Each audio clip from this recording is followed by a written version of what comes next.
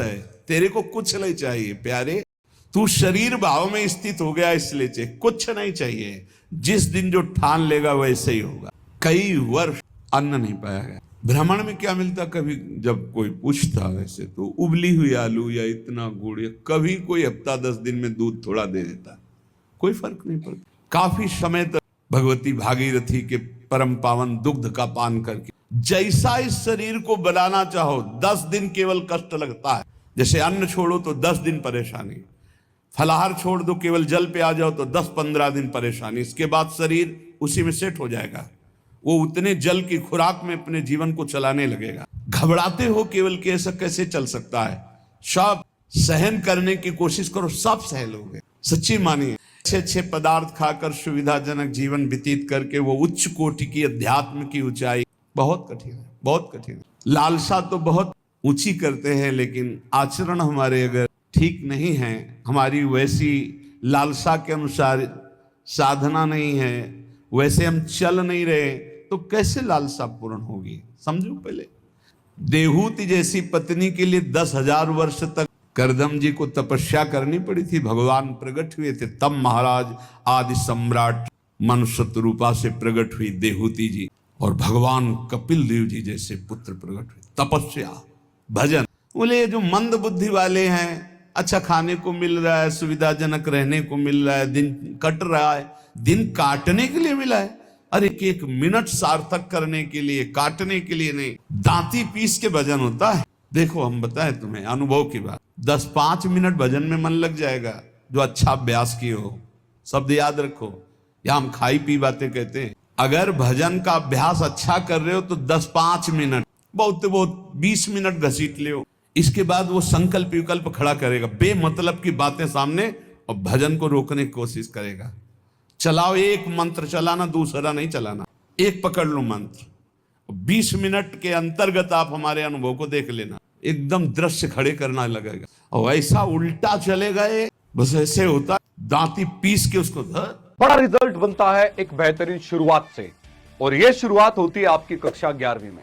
अगर 11वीं कक्षा के उसको बार बार लड़ो, बार बार उसको परास्त करो, उसको बार बार परास्त, बेमतलब की बातें, बेमतलब का दृश्य, बेमतलब की घटनाएं उपस्थित करके वो मंत्र को रोकेगा। चला, ये भगवत मार्ग की बात कह रहा हूं। अब 1 घंटा निकालो आप ऐसे युद्ध में, फिर आप खड़े हो आसन से, तो ऐसे खिड़की में गर्दन जाएगी, पहले कुछ देख लें, कुछ सुन लें, कुछ, और नहीं है तो ये वो अभ्यास कर ही नहीं सकता जिसके पास मोबाइल है, नहीं कर सकता। क्योंकि जब वो स्थिति आती है ना, दांती पीस के इसको जबरदस्ती बस में करने की, पक्का समझो ऐसे ही करना पड़ता है। तो उसको लगता कैसे मारो, तो लगता है इसी मंत्र से मारो, ये तभी वो विचलित होता है। बार बार बार बार पसीना आ जाता है, माथे पे नहीं, मन पे पसीना आ जाता है, थक जाता है। जब लस्त हो जाए, त्राहिमाम मच जाए, तब और जिद्दी बनकर मंत्र जप करो, अभी बस में हो जाए। नहीं, इस मन को दुलार करना है, मन के अनुसार चलना है, और भजनानंदी की लिस्ट लगानी, लिस्ट यही लगानी है ऊपर से। महान भजनानंदी, महान त्यागी संत, सुनना ये चाहते हैं और लड़ नहीं सकते 5 मिनट युद्ध इस मन से। बड़ा विचित्र खेल। तो बोले ये जो मंद प्राज्ञ है, ये निर्णय करने वाली, कुछ नहीं, कुछ समय के लिए ये शरीर मिला है, लड़ ले, जीत जाएगा, प्रभु की प्राप्ति कर लेगा। अगर इसके दुलार में रहे तो मरेगा, ये जाएगा, ये छूटेगा शरीर। तू अविनाशी, ये विनाशी, तेरे साथ कभी नहीं रह सकता। जो भजन में प्रधान भाव रखे हुए, वही उत्तम भाग्य वाले। श्रीपाद कह रहे, मंद प्रज्ञास्त एवात्र मंद भाग्यास्त। अगर मंद बुद्धि तो मंद भाग्य, और तीव्र बुद्धि, आप भजन के लिए निकले। भजन जब हम देखा कि शून्य जैसा हो गया मन, न मंत्र पकड़े, न नाम पकड़े, न कुछ नहीं, बस जिद, वो भी जिद्दी है। अरे तूफान को रोक लेना सहज है, हिमालय को उठा लेना सहज है, लेकिन मन को रोक लेना, ऐसा हमने योग वासिष्ठ में पढ़ा है। अब वो शून्य हो गया, जब जिद की, शून्य हो गया, ना मंत्र पकड़ रहा है ना कुछ पकड़े, एकदम खड़े हो गए, पद गायन शुरू किया। अब तेरी जरूरत ही नहीं, जोर जोर से पद गायन। ऐसे थोड़ी, इस पर ऐसे थोड़ी चढ़े बैठे रह गए, हर समय 24 घंटे चढ़े बैठे। तब धीरे धीरे फिर हाथ उठा दिया। अब वो जब सहयोग करने लगा, तब आनंद आने लगा, और जब आनंद में डूबने लगा, तो परिपक्व हो गया, फिर उसको थोड़ी देर बहुत विघ्नकारी, अंदर ही अंदर खत्म, न मंत्र में लग रहा है, न नाम में लग रहा है, न एकदम शून्याकार स्थिति। अब हम चलाना चाह रहे मंत्र, वो बिगड़ेल कुछ नहीं सन, और उसके बिना होगा नहीं कुछ। जैसे हमारे बिना वो कुछ नहीं कर सकता, ऐसे बंधन और मोक्ष का कारण मन ही है।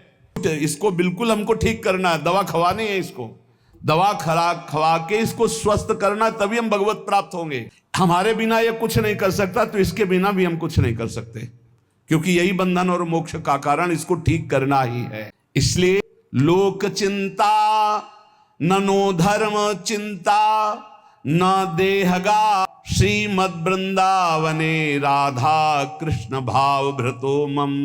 श्री वृंदावन में यदि आपको आने को मिला है, सत्संग मिला, धामवास मिल रहा है, अब मन से तुमको निकालनी लोक चिंता ना, नो धर्म चिंता ना देहगा, खाली करो, यही करना है। लोक चिंता नहीं होनी चाहिए, कल क्या होगा, आज का तो काम चल गया, अगला महीना कैसे काम चलेगा, ये अगर चिंता है तो तुम्हें भगवान का भरोसा नहीं।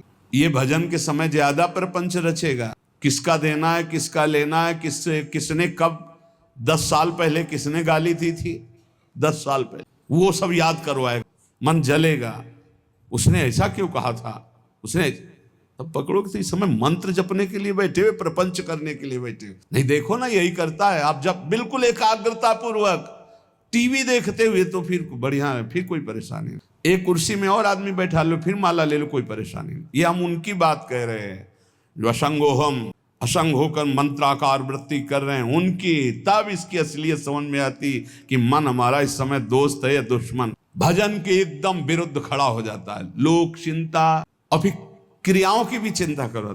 भजन हो जाएगा, अभी तो वो करना है, अभी वो करना है। जिस समय भजन में बैठो उस समय ये सोच लो कि अगर आसपास आग लग जाए तो भी हम नहीं उठेंगे।